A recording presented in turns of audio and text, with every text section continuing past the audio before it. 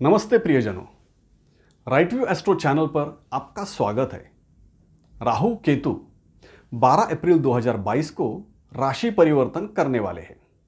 दोनों हमेशा एक साथ राशि परिवर्तन करते हैं क्योंकि राहु केतु एक ही एक्सिस के विरोधी बिंदु है। यह ग्रह ना होकर सिर्फ गणित सिद्ध बिंदु है। सूर्य और चंद्र ग्रहण राहु केतु के इसी एक्सिस के कारण होता है, इसलिए इन्हें छाया ग्रह कहते हैं। इनका अपना कोई दृश्य अस्तित्व नहीं है, लेकिन ज्योतिष अनुसार मानवीय जीवन पर इनका प्रभाव दिखाई देता है। 18 महीनों के लंबे कालखंड तक किसी एक ही राशि में गोचर करने के कारण राशिफल की दिशा निश्चित करने में शनिदेव और बृहस्पति के साथ राहु केतु का गोचर प्रभावी होता है।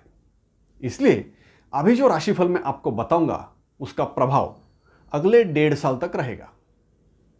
कन्या राशि वालों के जीवन में कौन से क्षेत्र में परिवर्तन होगा, इसे समझने के लिए पहले राहु केतु के फलों को जान लेते हैं। ज्योतिष अनुसार राहु असमंजसता, दुराग्रह, भ्रम, अनैतिक कार्य, जुआ, लुका छिपी के कार्य, प्रसिद्धि, फोटोग्राफी, फिल्म इंडस्ट्री, विदेश, भिन्न जाति धर्म के लोग, ऐसे विषयों का कारक माना जाता है। तो केतु अध्यात्म, त्याग, विभक्तता, उदासीनता, निरस्ता, अनुभवी ज्ञान, आकस्मिकता, ऐसे विषयों का कारक माना जाता है। ये दोनों ग्रह आपकी कन्या राशि अनुसार अभी तक तृतीय और नवम भाव से गोचर कर रहे थे, जो आपके पराक्रम, प्रयास, भाई बहन, पड़ोसी, यात्राएं, भाग्य, धार्मिक कार्य, ऐसे क्षेत्र पर अपना प्रभाव दिखा रहे थे। 12 अप्रैल को राशि परिवर्तन के बाद राहु वृषभ राशि से निकलकर मेष राशि में आपके राशि से अष्टम भाव में प्रवेश करेंगे। तो केतु वृश्चिक राशि से निकलकर तुला राशि में आपके राशि से द्वितीय भाव में प्रवेश करेंगे। केतु का प्रभाव आपके धन संपत्ति, परिवार और आपकी वाणी पर रहेगा। वही राहु का प्रभाव अस्वास्थ्य, नुकसान, मानहानि, जीवन की अनिष्टताओं से संबंधित क्षेत्रों पर रहेगा। इन्हीं विषयों से जुड़ी 10 महत्वपूर्ण बातें मैं आपको बताऊंगा। लेकिन यहां मैं आपको एक बात स्पष्ट करना चाहता हूं। मैं सिर्फ राहु केतु के राशि गोचर पर आधारित राशिफल बताने वाला हूं, क्योंकि अन्य ग्रहों के गोचर फलों का भी प्रभाव रहता है, जिसकी चर्चा अभी नहीं होगी।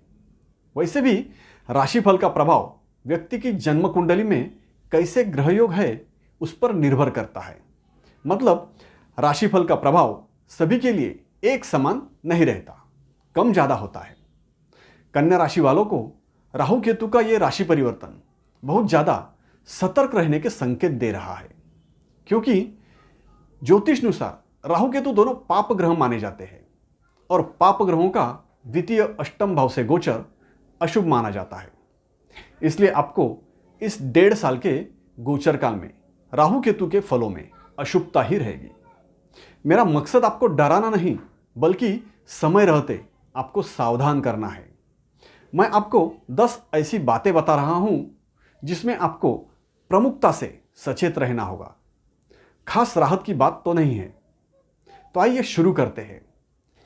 नंबर 1, पिछले 1.5 साल में आपके अपने भाई बहनों से, पड़ोसियों से जो मतभेद हो रहे थे, भाई बहनों के बदले हुए तेवर आपको परेशान कर रहे थे, जिस वजह से आपके रिश्तों में दूरियां बढ़ रही थी, रिश्ते टूटने की कगार तक पहुंच गए थे। भाई बहनों से संपर्क में दिक्कतें आ रही थी।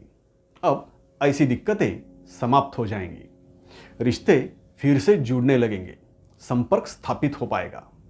नंबर 2, राहु केतु के इस राशि परिवर्तन के बाद आपकी परेशानियां बढ़ने वाली है। अपने परिवार को लेकर आपकी चिंताएं बढ़ेंगी। अपने परिवार में ही आपको शत्रुता का, आपके साथ दूजे भाव का अनुभव होगा। अपने ही परिवार के लोगों से आप अलग रहना पसंद करोगे। परिवार के कुछ लोगों के बर्ताव आपकी इच्छा के विपरीत होंगे। किसी भी तरह से छोटी छोटी बातों से भी पारिवारिक कलह बढ़ सकता है। परिवार में शांति बहाली के लिए आपको प्रयास करने होंगे। ऐसे ही ज्योतिष शास्त्र के संदर्भ में महत्वपूर्ण जानकारी प्राप्त करने के लिए मेरे इस राइट व्यू एस्ट्रो चैनल को सब्सक्राइब करके बेल आइकन भी दबाइए। मेरे इस चैनल पर आप सही दृष्टिकोण से ज्योतिष ज्ञान प्राप्त कर सकते हो और साथ ही बिल्कुल सरल शब्दों में आसानी से सीख भी सकते हो। शुरू से अंत तक अवश्य देखिए। अगर आपको पसंद आए तो लाइक और कमेंट भी जरूर कीजिए। नंबर 3, इस कालखंड में आपको धन संपत्ति की कमी महसूस होगी। आकस्मिक किसी नुकसान के कारण आपकी चिंताएं बढ़ेंगी। मूल्यवान चीजें खोना, चोरी होना, खराब होना, ऐसी वजहों से आप परेशान हो सकते हैं। इसलिए आपको और अधिक सचेत रहना होगा। धन संपत्ति के विषय में किसी भी तरह की लापरवाही आपकी परेशानी और बढ़ा सकती है। नंबर 4, इस गोचर काल में आपको अपने बोलचाल पर विशेष ध्यान रखना होगा। आपके द्वारा कही गई आधी अधूरी बातों का गलत मतलब निकाला जा सकता है। अगर आप आड़ी टेढ़ी बात करोगे, किसी संकेत के स्वरूप में बोलोगे, तो सामने वाला आपकी बात को समझने वाला नहीं। आपका कहना कुछ और होगा तो उसका समझना कुछ और हो सकता है। आपकी बातों से गलतफहमी बढ़ सकती है। आपको अपनी बात स्पष्टता से कहनी होगी। जितना हो सके सीधे और सरल शब्दों का प्रयोग कीजिए।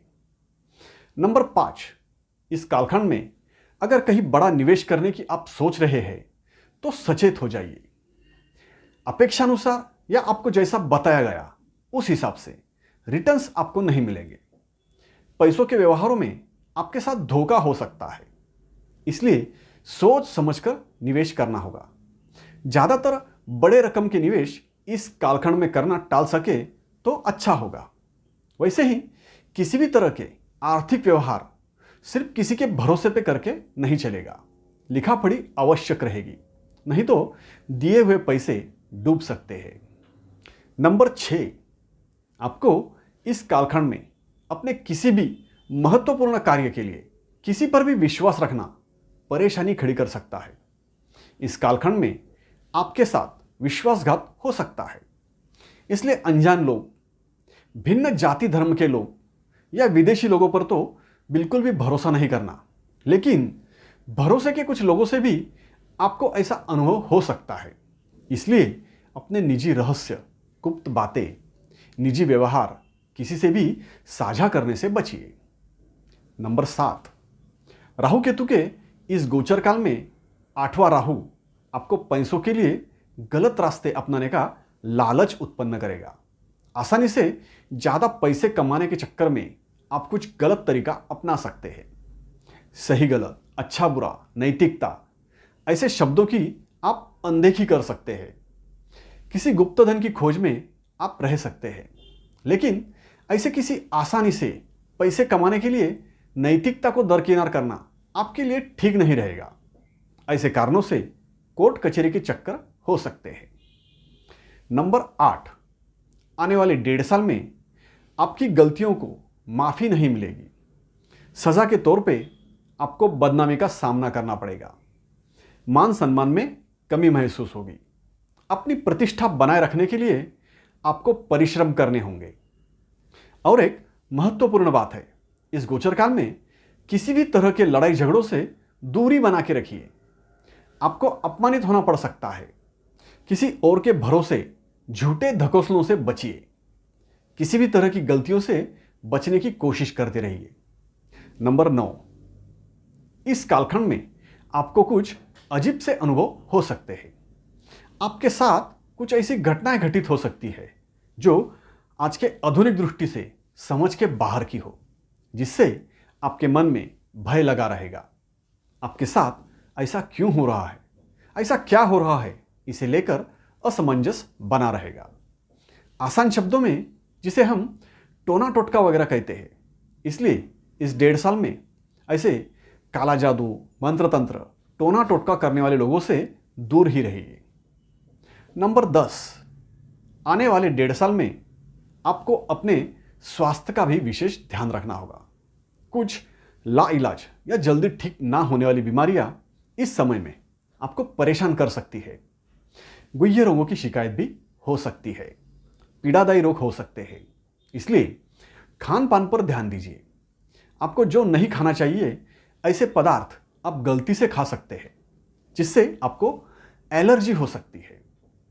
यही वो 10 बड़ी बातें, महत्वपूर्ण भविष्यवाणियां जो राहु केतु के 1.5 साल के गोचर काल में 12 अप्रैल के बाद आप अनुभव करोगे।